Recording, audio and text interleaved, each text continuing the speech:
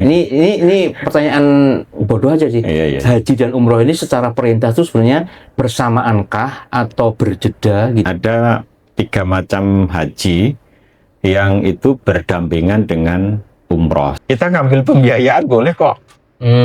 Ketika nanti berangkat lunas. Berarti memang ada pergeseran makna mampu itu sendiri. Iya. Mungkin kalau dulu dikatakan Mampu haji itu, bagi yang mampu itu benar-benar yang duit. mampu secara finansial gitu ya. Finansial, Tapi iya. sekarang bergeser. bahwasanya misalkan ada kelonggaran rezeki kemudian disisihkan apakah dengan skema pembiayaan tadi atau misalkan nyimpen gitu ya, nabung gitu, kemudian tabungan itu memang dikhususkan untuk berangkat umroh atau bahkan haji, itu sudah bisa dikatakan sebagai mampu gitu ya. Kalau umroh selama dia mampu membayar, meskipun dia kondisi stroke masih bisa. Kenapa kemudian ibadah umroh ini kemudian rame sendiri gitu istilahnya? Ketika kita ingin bebas dari miskin, ya sering-sering aja umroh. Kalau Allah memanggil itu tidak karena kemampuan kita, tapi karena maka saya kalau ngasih motivasi teman-teman untuk berumroh atau haji, kita harus menabung.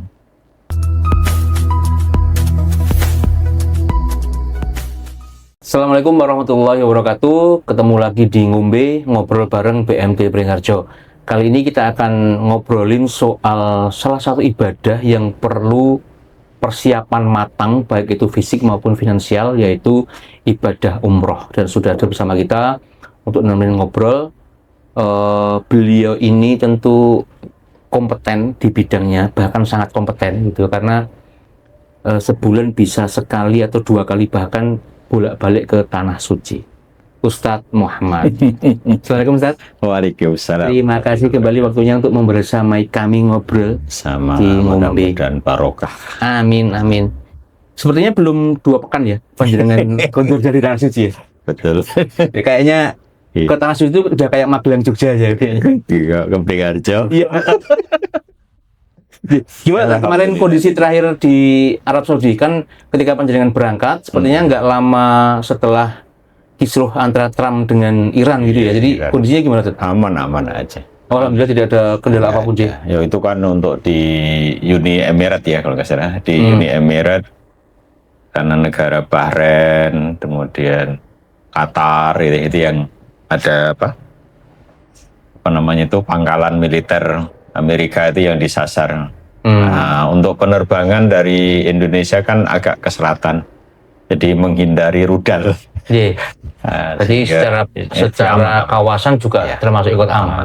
Insya Allah aman. Mudah-mudahan nanti haji yang 2026 juga insya Allah aman deh. Amin, amin, amin. Janji. Ya Ustaz, untuk kali ini kita nggak akan ngobrolin akad syariah dulu. Ini kita apa namanya? Tapi nggak bosan toh? Nggak bosan lah, nggak bosan karena ngobrol sekali 2 kali aja masih belum paham. Iya. Jadi insya Allah ini kita apa namanya jeda dulu dengan membahas topik lain dalam hal ini umroh. Sekarang menjelang musim haji. Betul, betul. Nah, seperti yang jenengan sampaikan berkaitan dengan musim haji ini, saya yang awam ini terkait dengan apa namanya secara perintah nih, Ustaz. Sebenarnya untuk perintah haji dan umroh ini itu datangnya bersamaan atau tidak begitu. Kemudian karena apa namanya kalau sepaham saya, setahu saya itu kan rukun Islam itu kan yang terakhir haji bagi yang mampu gitu sih. Bukan haji dan umroh bagi yang mampu gitu. Sehingga ini pertanyaan bodoh aja sih.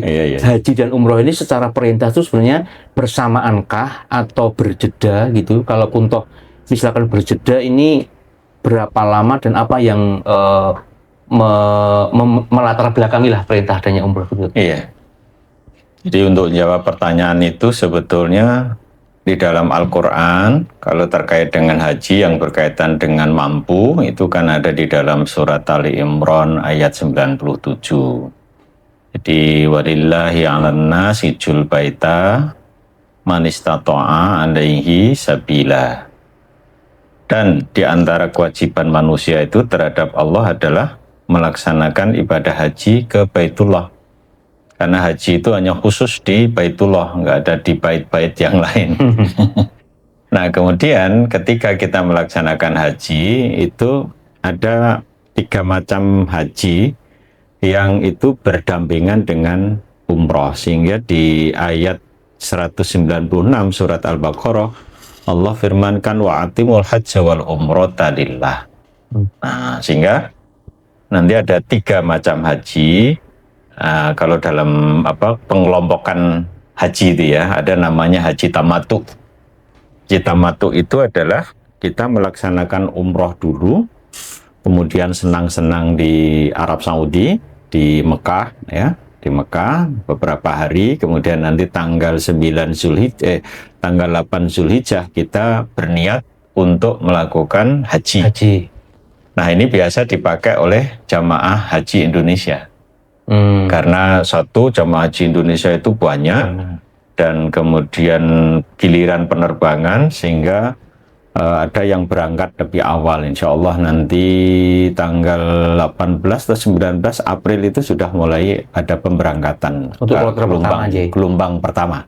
Gelombang pertama. Jadi nanti dia akan ke Madinah dulu, ziarah mungkin 7 hari atau 8 hari.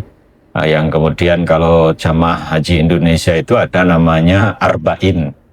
Arba'in itu didefinisikan oleh ulama Indonesia adalah melaksanakan sholat 5 waktu selama 8 hari. Tapi nampaknya sekarang sudah mulai dikurangi sehingga tidak ada arba'in itu.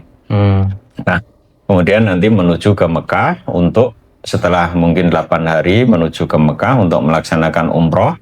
Padahal itu kan belum waktu untuk haji. Sehingga setelah umroh dia tahallul, kemudian melepaskan baju ikhramnya, kemudian dia santai-santai. Jadi haji tamatu itu adalah haji yang santai. Nah gitu. Cuma seringkali diplesetkan tamatu itu tangi mangan turu ya.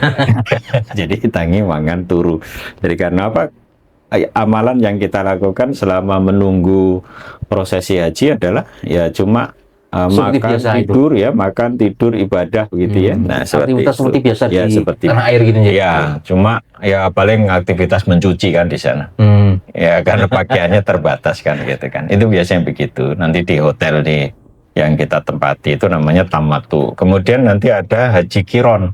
Haji kiron itu menggabungkan niat ibadah umroh dan haji secara bersamaan dalam satu niat dan satu rangkaian ibadah haji sekaligus. Nah ini jamaah ini biasanya dia ketika ikhram langsung menunggu waktu haji. Ini biasanya dilakukan oleh orang-orang yang berada di dekat tanah haram. Ya misalnya orang Mekah, kemudian orang yang sekitaran Saudi Arabia itu bisa melakukan karena dia harus menggunakan kain ikhram yang cukup lama gitu kan. Dimana kain ikhram itu kan cuma 2 helai kain tadi ya. Tidak boleh menggunakan pakaian berjahit, kemudian tidak boleh terkena wewangian gitu ya. Nah dia bagaimana dia menjaga diri untuk tidak melakukan hal-hal yang dilarang ketika berikhram. Nah ini namanya haji kiron. Kemudian ada haji ifrad. Kalau haji ifrad itu mendahulukan ibadah haji saja, kemudian nanti dilanjutkan umroh setelah haji. Jadi sebetulnya antara umroh dan haji ini memang berkaitan. Tinggal pelaksanaannya tergantung dari jenis hajinya tadi. Kalau tamatu berarti umroh dulu. Ya, kemudian kalau kiron tadi niat umroh haji bersama. Kemudian kalau ifrad berarti haji, kemudian setelah selesai baru ada umroh. Seperti itu. Artinya sebenarnya ketika rukun Islam haji bagi yang mampu itu di dalamnya sudah termasuk haji dan umroh itu sendiri begitu. Betulnya iya. Cuma kalau dia umroh saja belum haji. Nah gitu kan. Tapi kalau haji itu pasti ada rangkaian umrohnya. Nah perbedaannya umroh dan haji ini kan sebetulnya ada hal yang rukun yang sama ya. Jadi misalnya berikhram, kemudian tawaf, sa'i, tahallul. Nah nanti bedanya di dalam haji adalah di wukuf Arafah itu yang membedakan karena al-hajju Arafah. Jadi mereka yang berniat haji kok tidak ke Arafah maka tidak haji. Jadi perintahnya itu Ya, kalau yang manistato'a tadi adalah berkaitan dengan haji, dan istito'ah. Manistato'a itu kemampuan yang kemudian diterjemahkan dalam bahasa kita itu istito'ah. Istito'ah sekarang untuk haji itu bukan kemampuan membayar saja, tetapi apakah calon jamaah haji itu mengidap penyakit yang dilarang atau tidak. Oh, Sekarang ada sekitar ada sekitar 11 penyakit yang menyebabkan orang tidak bisa berangkat haji.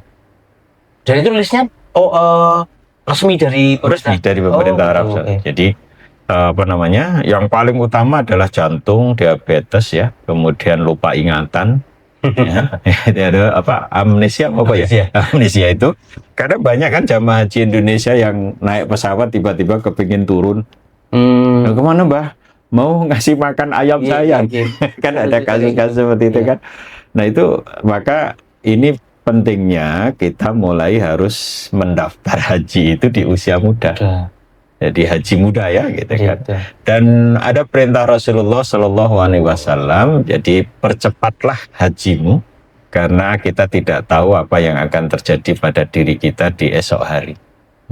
Ya, dan yang lain kan jagalah 5 hal sebelum datangnya 5 hal. Ya, jaga muda sebelum tua, jaga sehat sebelum sakit, jaga kaya sebelum miskin ya. Jaga longgar sebelum sibuk. Nah, itu penting untuk kita sebutnya apa ini? Sobat ngombe. Sobat ngombe. Sobat ngombe yang masih muda-muda kalau bisa itu segera ya mendaftar. Nah, cara mendaftar maaf mungkin ya kalau misalnya gini ya, kita ngambil pembiayaan boleh kok. Ketika nanti berangkat lunas. Ada saya punya skema begini. Jadi misalnya kalau haji reguler itu kan 25 juta ya. Kita ngambil misalnya pembiayaan di BMT atau di lembaga keuangan syariah yang bisa memfasilitasi itu, kemudian nanti kita cicil, dan harapan saya lembaga keuangan syariah itu bisa mengedukasi masyarakat untuk pengelolaan keuangan. Caranya gimana? Ketika dia mengambil pembiayaan untuk porsi, di situ angsurannya itu untuk porsi plus tabungan untuk pelunasan besok. Nah, taruhlah misalnya nanti porsi itu diselesaikan taruhlah 3 tahun. Nah, nanti nabung terus kira-kira 4 tahun yang kira-kira cukup untuk pelunasan sekitar 90 atau 100 juta gitu ya. Sehingga nanti ketika ada pelunasan kita sudah siap uang itu. Nah, syukur-syukur misalnya nanti di hybrid atau di hybrid dengan tabungan emas. Nah, karena emas ini kan relatif stabil sehingga nanti ketika dan relatif liquid ya daripada tanah. Karena kalau tanah misalnya kita beli tanah memang naik harga tanah itu, tetapi prosesnya untuk penjualan kita sudah diumumkan kita bisa berangkat, ternyata tanahnya sudah diumumkan dijual tanah untuk pelunasan haji misalnya gitu. Itu murah ya. Nanti jadi dijual murah. Dan itu butuh waktu. Tapi kalau emas atau nanti deposito itu kan relatif lebih liquid gitu ya. Nah, ini mungkin yang perlu dilakukan oleh sobat ngombe untuk penyiapan diri, karena ketika usia kita bertambah berarti dimungkinkan penyakit bertambah, gitu kan. Nah, dan jangan-jangan nanti ke depan ada kebijakan dari pemerintah Arab Saudi ada pembatasan usia. Ya, karena saya pernah dengar itu orang yang bisa berangkat haji adalah usianya 69 tahun, 11 bulan. Sebelum jadi, 70 ya. Jadi sebelum 70 itu masih bisa, tapi makan 11 bulan itu kan diasumsikan 1 bulan nanti di sana pulang usia 70. Betul. Nah, gitu kan. Sehingga ya harus mengubah mindset kita ya. Kalau misalnya kita kendaraan bisa nyicil ya, rumah bisa nyicil, nggak ada salahnya kalau misalnya kita mengkapling porsi dulu. kita amankan porsi dulu sehingga nanti kalau kita sudah punya porsi, kalaupun belum bisa melunasi, minimal kita sudah ada niat dan ikhtiar. Gitu. Berarti memang ada pergeseran makna mampu itu sendiri. Iya. Mungkin kalau dulu dikatakan Mampu haji itu, bagi yang mampu itu benar-benar yang duit. mampu secara finansial gitu ya. Finansial, Tapi iya. sekarang Sekarang bahwasanya bergeser. misalkan ada kelonggaran rezeki kemudian disisihkan apakah dengan skema pembiayaan tadi atau misalkan nyimpen gitu ya, nabung gitu, kemudian tabungan itu memang dikhususkan untuk berangkat umroh atau bahkan haji, itu sudah bisa dikatakan sebagai mampu gitu ya. Iya. Dan kalau yang khusus haji memang ya, kalau khusus haji memang istitoahnya itu adalah istitoah sehat. Karena nanti aturan di kementerian ini kan, kementerian dulu di Kemenak maupun sekarang di Kementerian Haji, untuk melunasi itu setelah general check up. Jadi dipastikan semuanya clear dulu, check up dulu, MCU kalau penyakit sudah nggak ada, jadi tidak ada kolesterol yang terlalu tinggi, kemudian ada HbA1c. HbA1c itu kadar gula darah jangka panjang ya. Kalau yang biasa diobrolkan oleh orang-orang sebaya, piro gulamu, itu kan yang gula sesaat, yang sampai 300. Tapi itu diakibatkan juga HbA1c. Nah, jadi saya waktu 2024 kemarin waktu derek ke jamaah haji itu, saya juga udah ketir-ketir karena HbA1c saya itu sudah 7. Maksimal berapa? Maksimum itu 5,9 harusnya. Dan syarat-syarat itu juga ada untuk umroh? Atau kalau umroh enggak ada. Kalau umroh selama dia mampu membayar, meskipun dia kondisi stroke masih bisa. Oh gitu ya? Iya. Kan selama ada yang dorong. Ya, nanti ada kursi roda atau apa. Orang stroke misalnya masih bisa aktivitas tertentu ya, itu masih bisa tindak umroh. Selama nanti ada yang dorong ya, masih harus ngajak keluarga, kan nggak mungkin dipasrahkan kepada mutawif kan, karena mutawif kan ngurusi sebanyak satu rombongan, kira-kira satu bis itu ya 48 orang. Nah gitu, kalau ngurusi cuma satu kasihan yang nanti ya yang 47 kan gitu kan. Dia harus membawa teman sendiri. Jadi orang yang sakit, meskipun yang masuk kategori sakit yang dilarang untuk haji, masih bisa melaksanakan umroh. Nah, gini tadi itu kan ternyata itu kan berdampingan nih, perintah untuk haji dan umroh. Ya. Nah, ini kok kemudian bukan kok kemudian ya? Kapan ini kemudian ya udah kalau nggak belum mampu haji maka umroh dulu lah. Itu ada nggak sih perintah atau anjuran di masa itu gitu, di zaman Rasul kah atau apa begitu yang kemudian kalau belum mampu berhaji maka umroh saja dulu, itu ada nggak? Nggak ada sudah. Oh nggak ada. Nggak ada. Nah kemudian kenapa kemudian ibadah umroh ini kemudian rame sendiri gitu istilahnya? Itu karena apa namanya, ada manfaat-manfaat yang bisa didapat ketika kita melaksanakan umroh gitu ya. Misalnya ada ini ya penjelasan dari Rasulullah SAW, siapa yang berumroh di bulan Ramadan maka seperti haji bersamaku misalnya. Ya mungkin menggunakan dalil-dalil seperti itu sehingga dia karena nunggu haji lama ya sudah kalau kita umroh dulu aja gitu kan. Kemudian bahwa keutamaan umroh ini memang juga banyak. Jadi ketika kita ingin bebas dari miskin, ya sering-sering aja umroh. Karena ketika orang sering umroh mesti kaya. Iya. Karena bayar taruhlah 30 juta. Iya kan? Ya, misalnya gitu kan. Ya.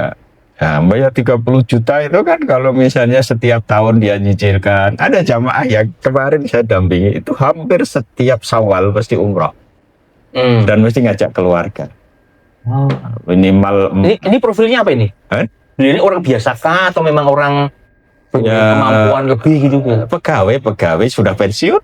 Oh, pensiunan. Tapi sebetulnya memang di situ ada himmah ya. Jadi himmah itu semangat yang dia merancang bahwa saya punya cita-cita setiap tahun berumroh. Nah gitu. Jadi memang cita-cita itu kan, atau kalau bahasa modern itu visi, cita-cita itu kan memberikan semangat pada kita untuk satu, kerja keras agar saya bisa mewujudkan cita-cita, menyisihkan uang agar saya bisa ya seperti maaf ya saya dulu setelah menikah dengan istri, bukan dengan dengan istri itu kan nanti setelah nikah 5 tahun kita sudah bisa beli rumah, 10 tahun setelah menikah sudah bisa berangkat haji berdua. Nah setelah haji berdua nanti setiap tahun kita umroh, dan itu alhamdulillah sudah terpenuhi. Itu diazamkan gitu ya? Iya, diazamkan. Jadi ada himmah, ada cita-cita yang memang seperti itu. Harus kita mindset di dalam pikiran kita kan gitu kan. Kata-kata kalau pikiran itu positif kan insya Allah akan tergerak ke sana. Nah kalau enggak maka godanya besar. Nanti ada HP yang kuliahnya sampai S25 ya. Bisa aja gitu kan.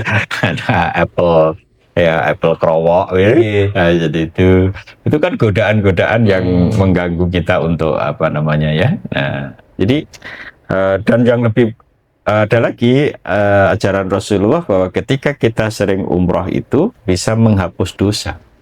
Jadi dari umroh ke umroh itu menghapus dosa yang kita perbuat. Memang ya ada sih dari sholat ke sholat ya.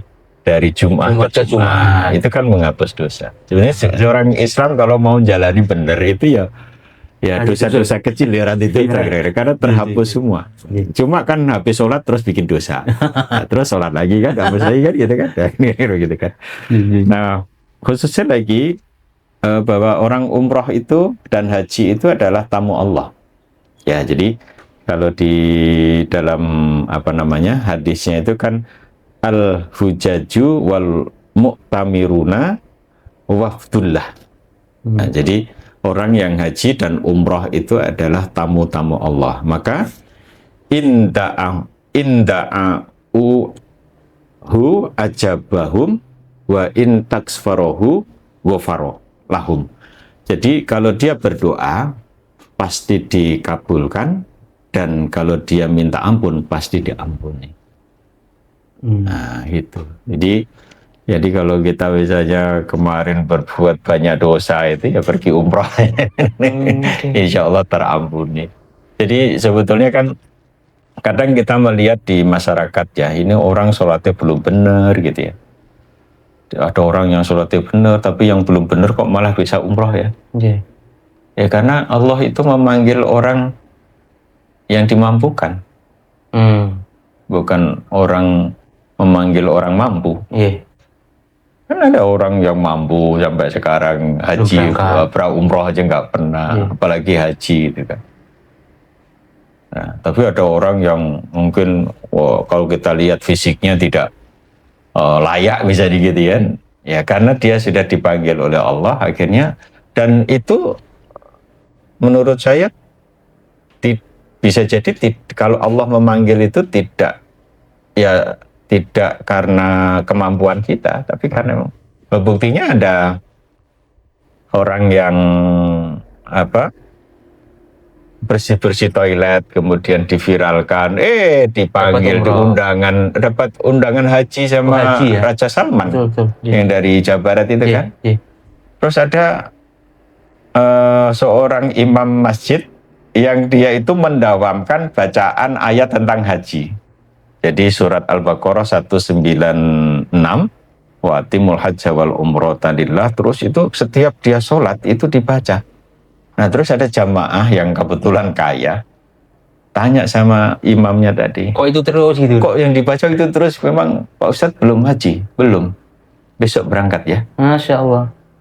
Maka saya kalau ngasih motivasi teman-teman untuk berumroh atau haji, kita harus menabung. Menabung itu ada dua, menabung yang berkaitan dengan finansial. Jadi kita memang menyisihkan, kan ada itu ya orang yang menyisihkan uang sekian tahun yang recehan semuanya. Ada itu kan yang kemarin bayar di BSI sampai pegawai, saya sebut banknya ya, bank tersebut pegawainya seharian untuk ngitung itu kan. ternyata bisa untuk daftar porsi haji.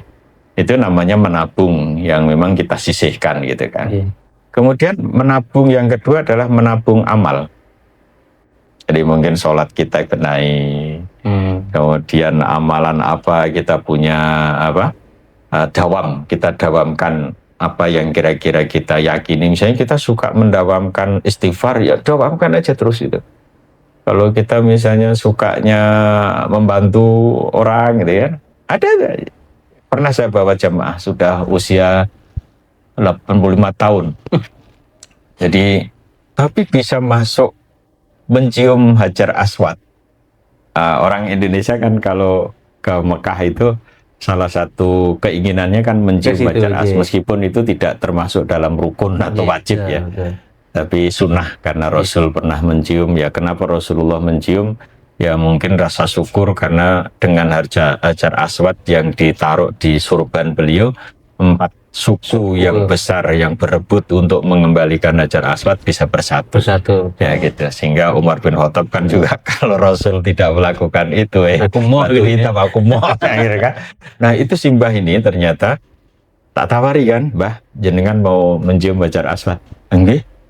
Itu umrohnya pas Syawal. Jadi kalau Syawal itu memang relatif agak sepi.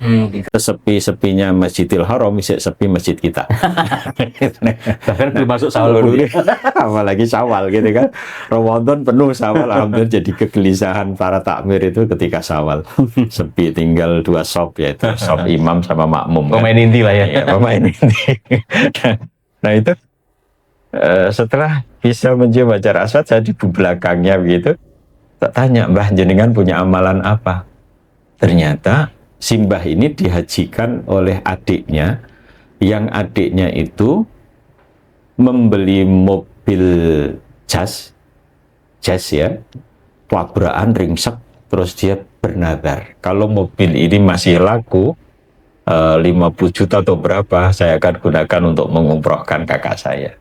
Ternyata itu tabrakan dan Selamat yang punya tadi, tapi mobilnya ringsek, terus dijual laku 50 juta katanya, terus digunakan mengumrohkan kakaknya itu. Dan ternyata kakak ini, Simbah yang kakaknya bapak yang punya mobil itu bersedekah mengurus sawahnya seorang janda selama 15 tahun dan tidak pernah mau dibayar. Oh, Masya Allah.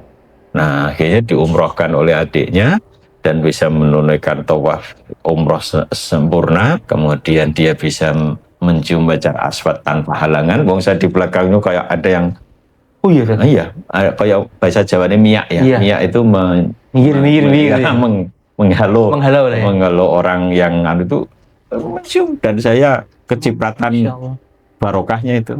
Karena saya setelah beliau mencium saya mengikut gitu kan. Nah itu, dan itu real lah itu. Nah, jadi ini. Dan memang ada askarnya yang ini atau ada askar. Ya, di saat yang lain mungkin belum tentu diperlakukan seperti itu gitu. Ya. Jadi ya itu kejadian-kejadian tadi mendawamkan satu amalan tertentu yang menyebabkan kita diberikan kemudahan oleh Allah. Ya. Cerita tadi Simbah yang kemudian cerita unik lah ya, kejadian-kejadian di luar nurul. Betul.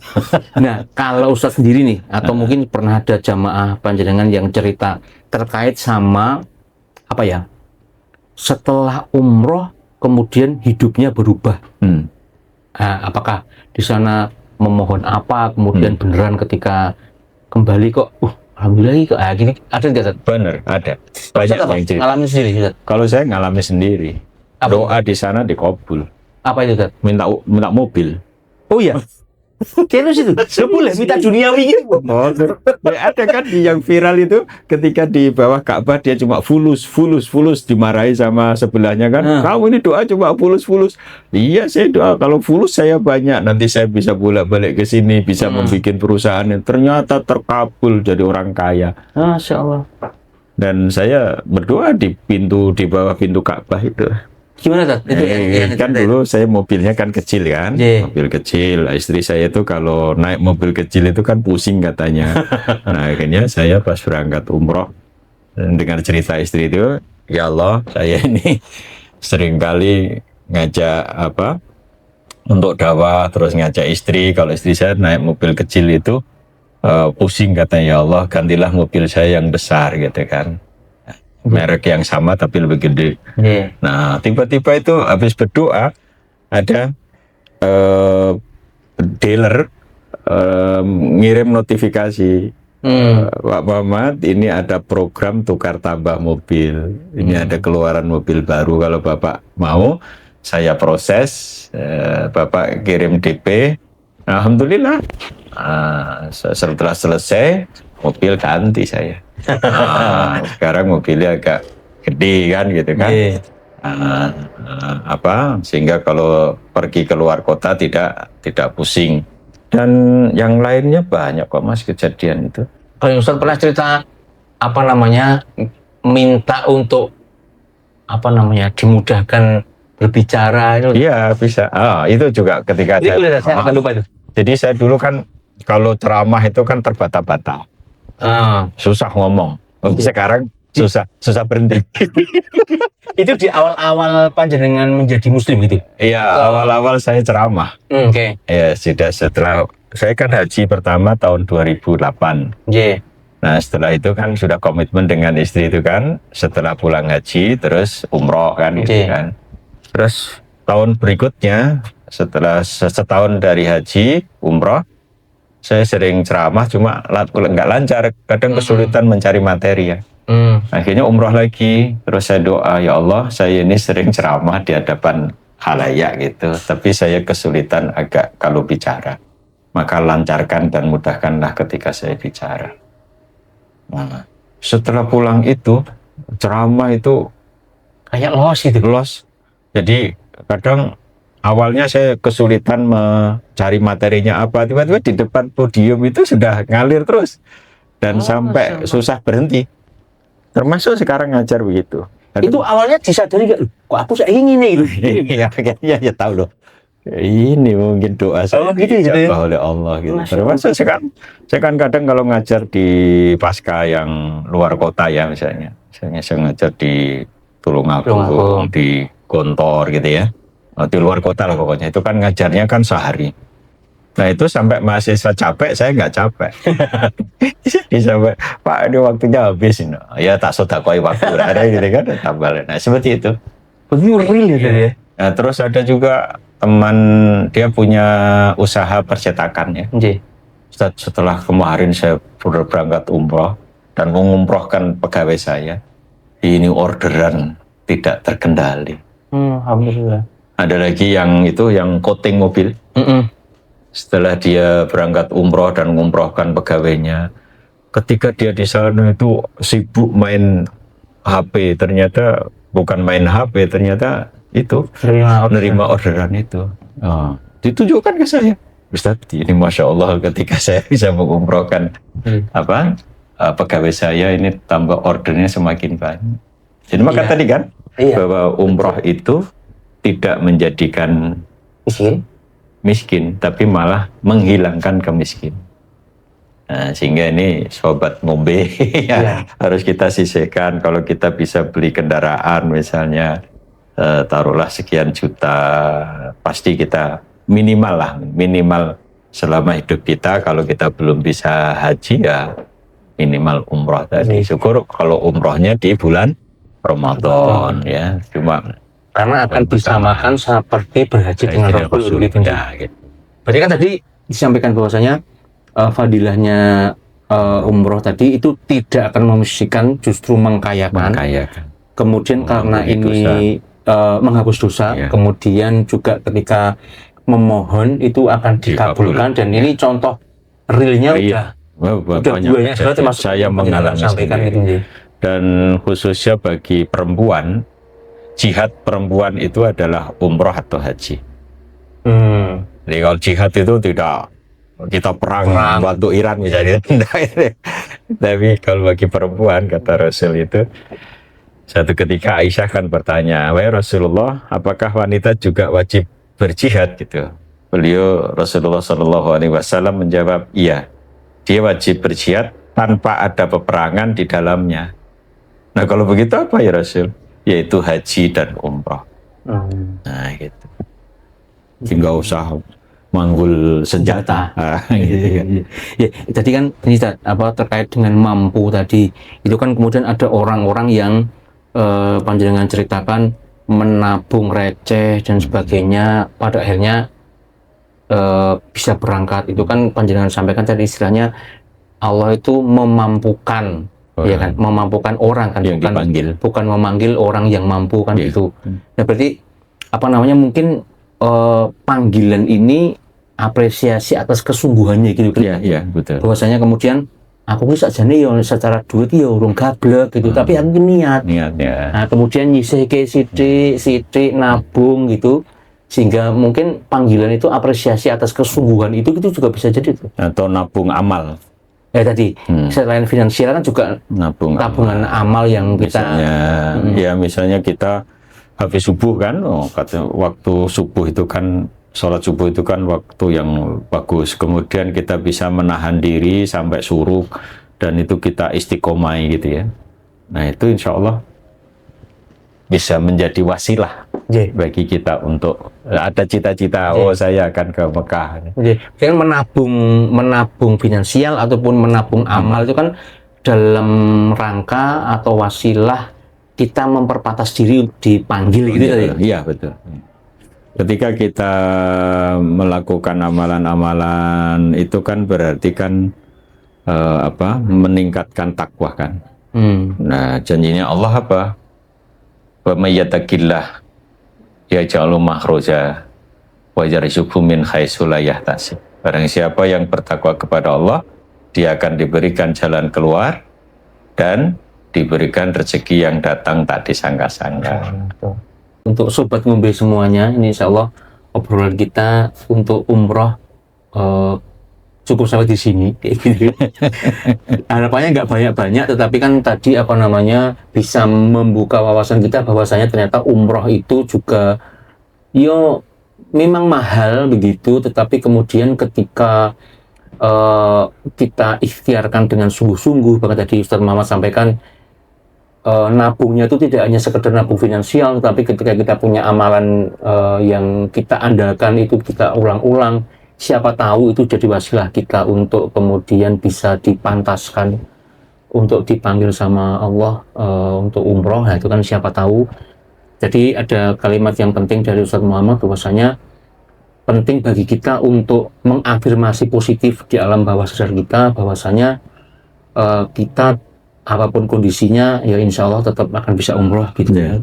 Diniatkan saja, pokoknya bismillah bisa umroh. Jangan lupa terus saksikan ngombe karena urip kuwi mung mampir ngombe. Assalamualaikum warahmatullahi wabarakatuh. Waalaikumsalam. Sukses Pak Ustaz. Amin.